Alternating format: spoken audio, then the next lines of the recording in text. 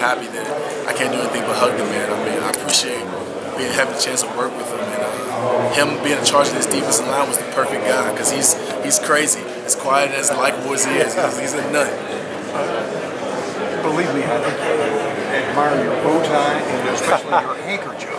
Now, do you find many buddies on or off the team that are wearing those these days? I don't find too many people wearing bow ties and things around Lubbock. You know, it's kind of too hot to be dressed up. But Coach Kingsbury, his sense of style and the way he wears, you know, you start seeing a lot of guys on the team start to change their style up a little bit and be a little bit more business casual rather than just always wearing a tech shirt and some basketball shorts. Did you pick that yourself?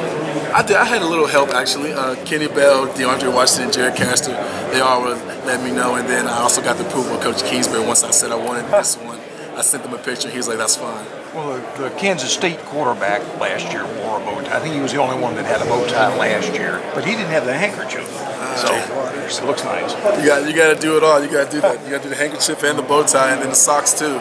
Everything has to match. Where did y'all go to get that? We went to a little place on Broadway. We heard they had a good variety of things, and we just went down there and looked around, and they had some nice things. Is it really tied, or is it clip-on? No, it's really tied. It's really tied, but I only know how to tie it on my thigh. So I wrap around my thigh and tie it. YouTube taught me a little trick, so that's how I do it. You're a good sport. Thank you very much.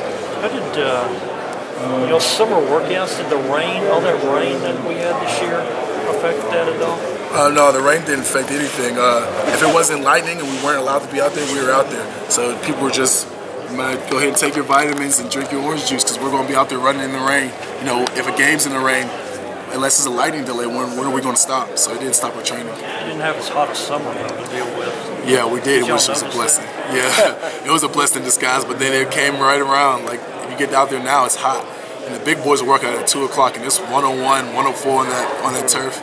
So we're paying for having such an easy first summer. As far as the defensive scheme and defensive front, at your position, you're pretty much down in a 3-point stance, right? Yes. Now, is Pete going to be stand up most of the time, or some of both? Pete's going to do some of both. Pete's role really isn't going to change that much from last year. It's it's a different title, but they're still going to use him in multiple ways. I mean, he's a great playmaker, and we got to use him to the best of his ability, so he'll be everywhere.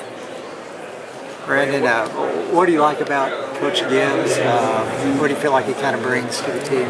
I love his pro aspect. I love his mind state and where he's been, and I like to pick his brain sometimes. I like to just go in there and just talk to him about people that he's coached and schemes that he's ran. And I even talked to him about Houston and how he was able to go to a program like that and get them to be so good on defense. Whenever I told him I've been here for 5 years, like if you include my Risho year, and I've seen a lot of defense coordinators who talk about it, but you actually done it. So, you know, just to talk to him and pick his brain and watch film with him, he's an intriguing guy with a lot of knowledge.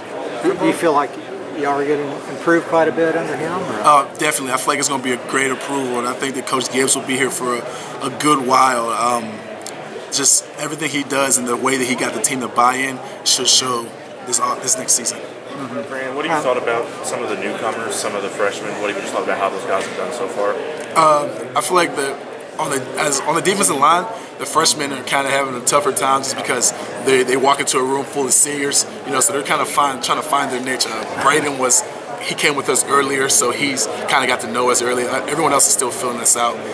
Every other position, you know, we're kind of young. You look at the corners that we played last year; they were freshmen, you know, so they're sophomores. So now you have a sophomore talking to a freshman, so it's kind of a battle of who's really older, so to say, when they're really the same age. But it's great. The freshmen are coming in; they're coming ready to work, and they're buying into what we're saying and trying to start this new tradition of being the best defense and not letting it just be offensive school. What have you thought about Broderick and Lonzel, both those guys? Yeah, Broderick is a lot bigger than I thought. When I seen this little picture on Twitter, I thought he was a little guy. He's a lot bigger, and he's quiet, doesn't talk a lot. But when we get out there and work, he goes to work, and I really appreciate what he brings to the table. And he'll be a special one. And then Lonzel, that guy's he's a freak. I thought he was going to play defensive end. Then when I found out he's going to play like Pete, and I seen him drop, and I seen him cover slots, and I seen him going against Jakeem, I was like, God, this guy has talent. Yeah. So it's going to be interesting to see. And I'm proud that they came to our program, and be happy, more than happy to turn the ropes over to them whenever I'm done. As a senior leader, you know, you and some other guys have played a lot of football around here, man. So just talk about growing into those leaders as seniors and just kind of how you feel like you guys have done in the offseason trying to do that. I'm a guy who's never wanted to be a hoorah. I've never wanted to actually be the one to have to stand up in front of a team and talk. I always want to be just kind of do as I do, watch what I'm doing. And it's funny how it just naturally has come to me. As much as the coaches told me that they needed me to do this and stuff like that, this past season, I guess reality just hit and it just fell to me. And it's just so easy to talk to people when I know they have my respect and I know that they respect me. And I've just been working every day just to encourage people and to tell people that at the end of the day, you gotta have a little self-motivation. I shouldn't have to get you up. The coach shouldn't have to pull you out of bed, make you go to class, things like that. And everyone's been buying in. And speaking of that, you know, Coach Morris said that the Ravens been holding some like player-only meetings and really stepped up as a vocal leader. So what have you seen out of him, and just what is it? Has it surprised you, or what have you seen out of the Ravens? That is a huge surprise. Anyone who knows LaRaven knows that he's not going to say much at all. He's going to say he's LaRaven Clark from Rockdale. He plays tackle. That's all you're going to get out of him. So the fact that he sent out a text message and had a players-only meeting, everyone was in there, and now there wasn't. You could hear a pin drop. No one said anything. They want to see. He's a commanding force when he does talk. And he just talked to us, and after he said what we had to say, everyone kind of kicked it into gear, and he's had about 2 of those. One just to kind of welcome all the freshmen, another one to get on us about the locker room being dirty and things like that. You talked a minute ago as I walked up about bringing a better defense to Texas Tech. It's a school that's always been known for its offensive output. It's one of the encouraging thoughts if you are a defensive player at Texas Tech with Coach's offense. I mean, if you give up 28 points a game instead of 40 points a game, you're going to win a ton of games. Yeah, I mean, knowing that in the back of our pocket we have one of the best offenses going on in there, literally the best scheme offense you can have in college football. You know, everyone's going to the air raid, so I appreciate the fact that I'm going against what everyone else is trying to do and getting the practice going. I mean, it's great to know that our offense is going to hang 30, 40 points on our team, you know. But at the same time, we don't go in there relying on the offense. We want to go in there and we want to be the reason that the offense wins. Even if the offense scores 35 points, I want to have that big sack that closes out the game and things like that.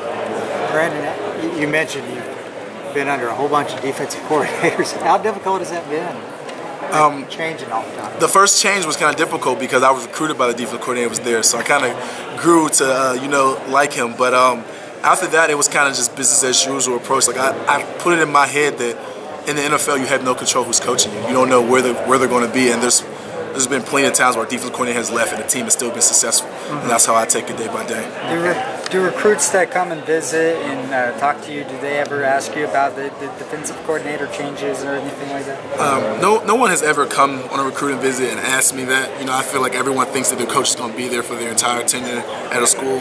But if one was to come and ask that, I would just simply tell them, like, you're picking a school, don't pick it for a coach. Pick your school for what feels closest to home, what gives you the best opportunity to succeed.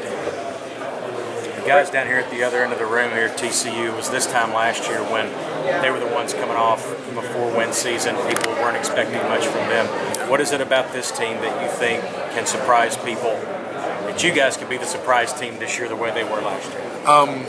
I just feel like we have all the talent. You look at from top to bottom, you look at every position. We have one of the better athletes in the entire conference. You can argue. You go ahead and you look at the TCU, the debacle that happened there, and the tough game we had, and then the way we played Baylor, and they tied for the Big 12. I mean, that just shows that we have the talent to win. We just got to put it all together. And just on that statement alone, you should know that there's a lot to look forward to in this next season. Ray, it seems like there's more push